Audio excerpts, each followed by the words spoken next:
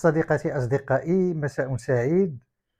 كما كتعرفوا ما زالت أحداث سبتهم ليليا تلقي بظلالها على الحياة بشكل عام في البلاد وعلى حتى على مستوى إقليمي ودولي، لأن أحداث ماشي سهلة اللي مرّت بها البلاد ديالنا، واللي خلاتنا من طبيعة الحال ن ن نستنتجوا منها أو نخرجوا منها بعدة خلاصات، وعلى الخصوص في موضوع التربية والتعليم من درجة أولى، وبطبيعة الحال في العلاقة ديالهم مع الأسرة المغربية. والسؤال اللي تطرح وكيطرحوه جميع المواطنات والمواطنين وكيناقشوه حاليا هو دور الأسرة في التربية ديال الولاد، على ضوء الأحداث اللي وقعات واللي شفنا فيها على أنه كانوا فيها من كل الأعمار شاركوا في هذه العملية ديال الهجرة الغير منظمة أو في هذه عملية العبور إلى المدينتين المحتلتين سبتة ومليلية. وبالتالي فاليوم كنلقاه مناسبة باش نناقشوا هذا الموضوع هذا ونتداولوا فيه ونطرحوا الأفكار بكل جرأة وبدون خلفيات. فكيف ما كنعرفوا على أنه ملي كنهضروا على التربية فهي مباشرة كتلاصق مع التعليم، ونتحدث بالتالي على التربية والتعليم وعلى الأسرة والعلاقة ديال الأسرة مع التعليم، باعتبار أن الأسرة هي المسؤول الأول على التربية، وبطبيعة الحال في إطار العلاقة على مستويات من طبيعة الحال، لأنه ما يمكنش نهضروا على التعليم بدون الحديث على التربية، وبالأخص بالنسبة للأعمار ديال الفئات الصغرى، من روض الأطفال إلى الابتدائي وحتى إلى الثانوي في بعض الأحيان.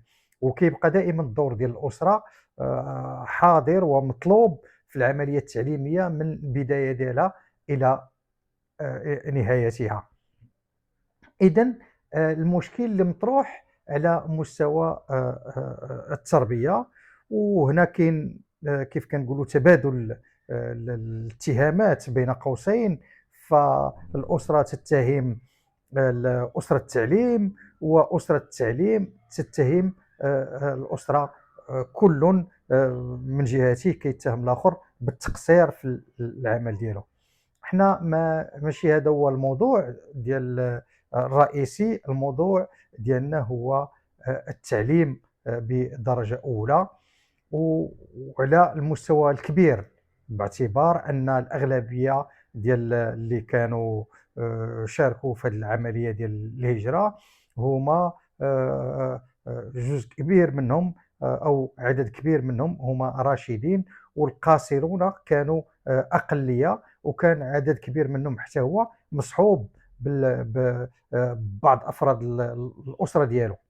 إذن المسألة التعليمية، وأنا دائما أقول على أنه المسألة التعليمية كتطرح بشكل كبير وكيتحمل فيها بشكل كبير عاوتاني أسرة التعليم، وبالأخص أنا كنشوف المستوى الجامعي إذا ما أخذنا بعين الاعتبار على أنه في المرحلة الابتدائية والثانوية كتكون الأسرة مسؤولة بشكل أكبر حتى هي على مستواها في العملية ديال التربية والتعليم، ولكن على المستوى الجامعي المسائل تختلف، وكتكون المسؤولية هي مسؤولية ديال الطالب ومسؤولية ديال الأستاذ وديال الأطر التربية والتعليمية بشكل كامل.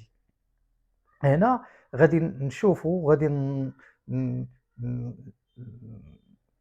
نطرح عليكم أو غادي نسمعكم واحد، أو غادي تشوفوا معايا واحد مجموعه ديال الفيديوهات او مداخلات ديال الناس اللي محسوبين على التعليم، بمعنى او ناس ديال التعليم، ونشوفوا كيفاش يمكن المستوى ديال المعلم او مستوى الاستاذ، عفوا المستوى ديال الاستاذ كيفاش يمكن ياثر على مستوى الطالب، وكيفاش يمكن ياثر على العمليه التعليميه بشكل عام. اذا غادي نشوفوا هاد الفيديوهات، ومن وراهم غادي نناقشوا بشكل او باخر هاد المداخلات ديال هاد الاساتذه.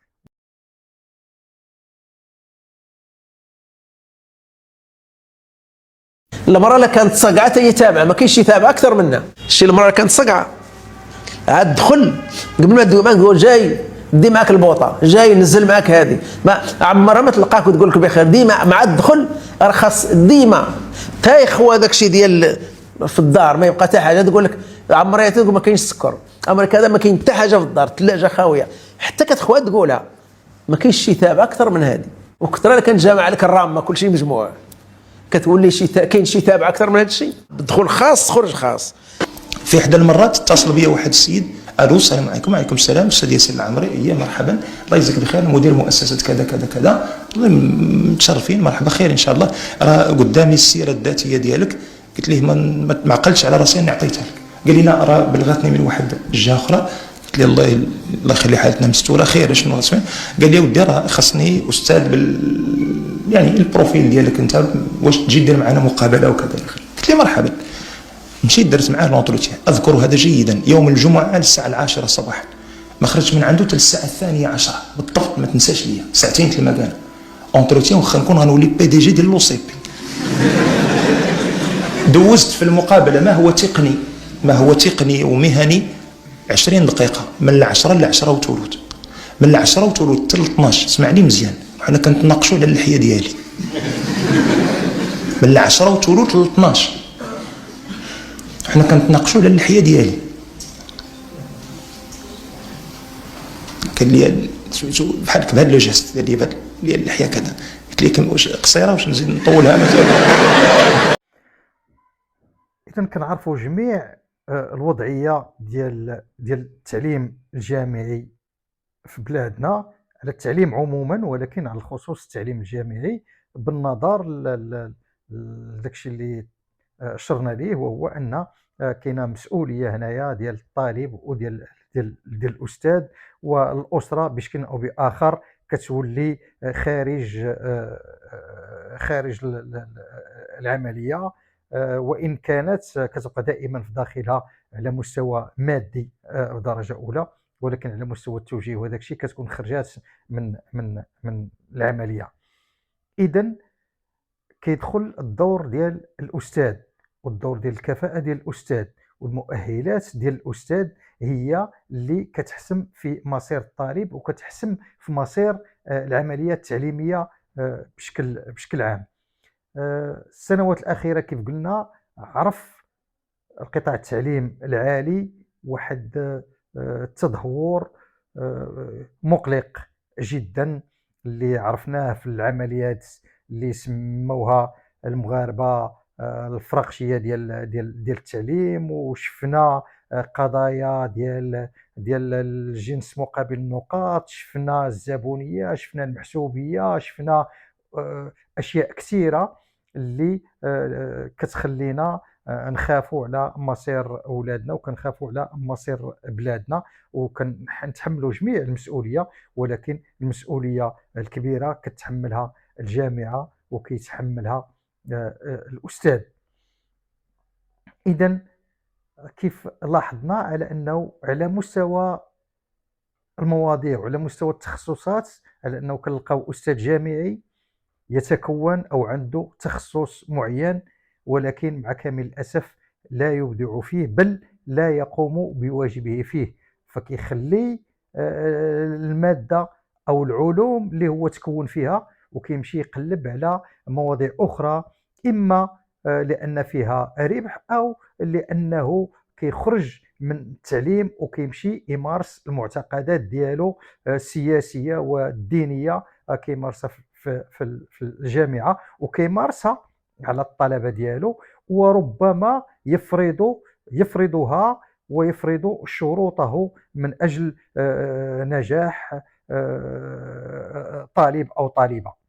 هذا مشكل. وكيف ما شفنا دابا من خلال هذا الاستاذ هذا اللي كيهضر على التابعه، فهذا شيء محزن، الى ما قلتش على انه شيء مقرف، على اننا نشوفوا مواضيع من هذا القبيل هذا كيناقشها استاذ جامعي ولا كيطرحها استاذ جامعي، كيف ما كان الاعتبار ديالو والتبرير ديالو ولا التفسير ديالو لمناقشه هذا الموضوع، فهو كيبقى موضوع ماشي ديال التعليم الجامعي وماشي في مستوى التعليم الجامعي بشكل عام او البحث العلمي. هذا جانب. ونفس الشكل بالنسبه للفيديو الثاني، واللي الاستاذ ديالو يدخل الى الحرم الجامعي بدعوى انه استاذ جامعي. نعم سيدي، انت استاذ جامعي، ولكن في مادتك، في العلم اللي تعلمتيه، في العلم اللي غادي تنقل لينا، غتقول لا هذه حياتي الشخصيه وحياتي الخاصه، وانا يتم استدعائي من طرف الجامعات لإلقاء محاضرات، ولكن الجامعه اخلاقيا كتحمل حتى هي مسؤوليه، بغض النظر على المسؤوليه الاخلاقيه ديالك حتى انت، لانه انت خصك دخلتي للجامعه من اجل باش تتعلم واحد العلم، اذا باش تعلموا حتى انت الناس. فاذا كنتي ما غاديش تعلم هذاك العلم اللي تعلمتيه الناس، كان اصلا ما كنتيش تدخل الجامعه، كنتي تمشي دير التوجه ديالك ولا هذا الشيء اللي بغيت تبدا دير فيه المحاضرات، كنت هو اللي تعلمه وتخلي المكان لواحد اخر اللي يملا هذاك الفراغ. لانه يستحيل انه باش غادي يقول لي شي واحد على انه كيدوز هذا الوقت كله ديالو في المساريه، في محاضرات، في قضايا لا علاقه لها بالماده اللي من المفروض انه ومن الواجب عليه انه هي اللي غادي يعلمها، لانه هي اللي تعلم، ويقول راه عندي الوقت. انت راه عندك الوقت، كتخلص على الوقت، سواء الوقت اللي كتخدمه في الجامعه او الوقت خارج الجامعه، لانه باش توفر المعلومات وباش توفر الابحاث وباش تكون في مستوى ومسايره الميدان ديالك، باش تكون في مستوى اعطاء دروس في المستوى وتجاري التقدم اللي كتعرفوا دول العالم في هذا الميدان هذا. احنا شفنا هاد النموذجين، ولكن في نفس الوقت على انه فالبلاد راه لا ينقصها اناس اللي على مستوى من الوعي بالمسؤوليه الملقاة على عاتقهم من اجل ايصال التعليم للمستوى المطلوب اللي يأهل البلاد ديالنا للتطور وباش تكون في مستوى التحديات اللي كيعرفها العالم، وبالاخص مع التغيرات اللي كنعرفوها والنظام العالمي الجديد الاخذ في التشكل، واللي مازال حابل بمفاجآت، ويجب الاستعداد لكل الاحتمالات في المستقبل. الى اين تذهب الجامعه المغربيه؟ الوغ كاين جوج الانواع دابا، كاين هذوك ديال الانسانيات وكاين ديال العلوم، ديال الرياضيات، كيمياء الى اخره. هذيك ديال الانسانيات في واحد الوقيته ديال الستينات السبعينات الثمانينات حتى التسعينات، الكليات اللي كانوا فيها الاسماء الكبرى كان فيها عزيز بلال، كان فيها بول باسكون، كان فيها قسوس، الجبري، العروي، بن عبد الهادي. لاحظ معي هذه الاسماء هذه انتجت اشياء كبرى، ولكن راها ما متفاهمش بيناتها، غير باش ما يقولوش انا راه ما كنحطهمش نفسه. ولكن الجامعه كانوا فيها ناس ينتجون افكار وتصورات ومشاريع كبرى. ياك شنو هو التحول اللي وقع؟ بطبيعه الحال هذه جامعه تزعج، ياك كتشوش على اللعبه السياسيه، اللعبه ديال التوازنات الماكرو اجتماعيه. الجامعه كانت كدير المهام ديالها اللي هي بالنسبه لي جوج ديال المهمات. اولا التشخيصات الكبرى، هاد الناس كلهم كانوا كيديروا تشخيصات كبرى، استبداد، فساد، كذا الى اخره الى اخره، وكانوا ما كانوش كيخافوا انهم يطرحوا البدائل الكبرى. خصنا نخرجوا المغرب ديال الديمقراطيه، عداله اجتماعيه، الجبري مثلا، ولا السوس، ولا العروي سي اوتر شوز. العروي تصور واحد اخر. العروي كيقول لك خصك تكون مع الدوله ظالمه ولا مظلومه، لان هي الوسيله الوحيده اللي غتدخلنا للتاريخ. وهذا الكلام فيك، وهذه هضره فيها كلام كثير ما عندنا غلط. الور هاد الجامعه اللي كانت فيها هاد الاسماء كتنتج لنا، هذه كانت كتشوش الى اخره، كانت تزعج. دونك شنو خصنا نديرو؟ مشينا في الاستراتيجيه ديال القمع المادي، تضييقات، اعتقالات. ولكن هذه استراتيجيه مكلفه ماديا على المستوى الحقوقي المحلي والدولي. دونك غندوزو لواحد استراتيجيه اخرى كيسميها فوكو، بورديو الى اخره الكبار، استراتيجيه انطلاقا من الغرامشي، سيرتو غرامشي، القمع اللامادي. علاش اخويا انا غنجي نضارب معاك انت؟ غنخليك، ولكن غنزرع حداك التافهون والتافهات. غندير طابي روج، شكون اللي غيولي يدخل للجامعه؟ التافهون. حتى لواحد اللحظه غتولي الجامعه كلها تافهين وتافهات، الدبلوم والكرتونه والدكتوراه. ولكن السقف شنو هو؟ هو الترقي بي ار بي او اس بي اي ا. ولكن فاش كتهضر معاهم السي الرئيس، الفراغ المبين، الفراغ الفاضي. داكور. دونك دابا كيمكن لي نقول لك، وانا متيقن من الكلام ديالي، ان التافهون والتافهات احكموا القبضه الراديكاليه على الجامعه. شكون هو بالنسبه لي التافه؟ التافه اللي واعي بانه خصو يلعب في واحد السقف.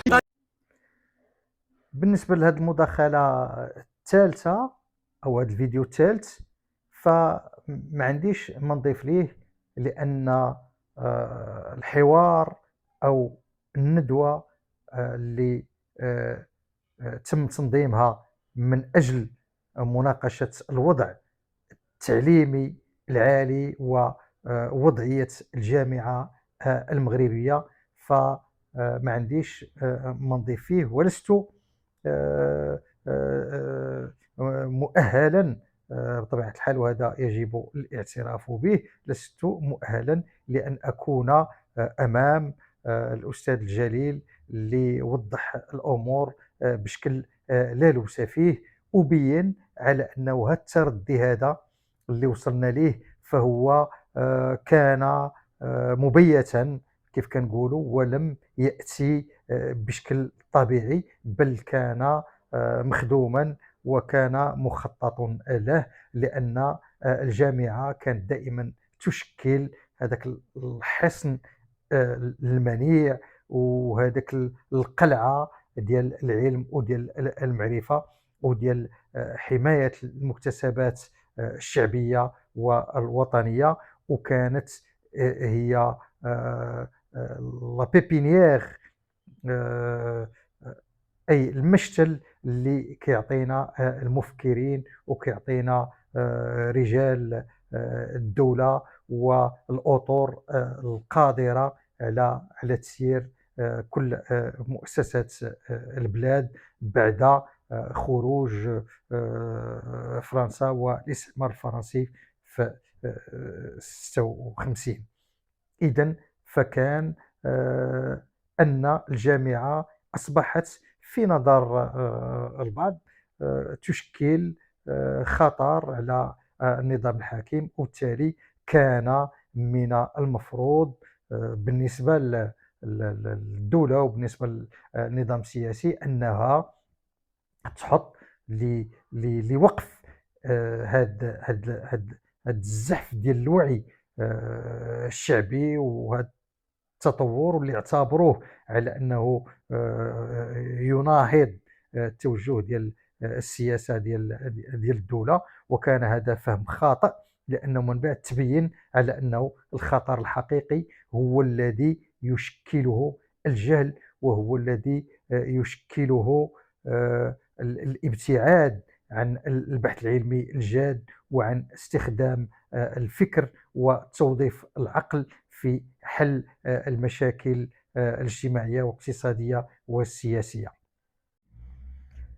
نتمنى يكون هذا الموضوع نال الاستحسان ديالكم وحظى بالاهتمام ديالكم، لأنه فعلا نقطة من النقط السوداء في حياتنا الاجتماعية والسياسية، ولأنه بدون الرفع من مستوى التعليم الجامعي بالخصوص، وبدون وقف تطفل بعض حاملي الشهادات الكرتونات كيف قال الأستاذ جليل، لأنه ولا كل من هب ودب، فيكفي أنه تكون خالته في العرس ليصبح دكتورا، أو ليصبح أستاذا جامعيا، أو ليصبح حامل شهادة من الشهادات، في حين اللي كيوقع هو أنه يصاب بعض الشباب أو جل الشباب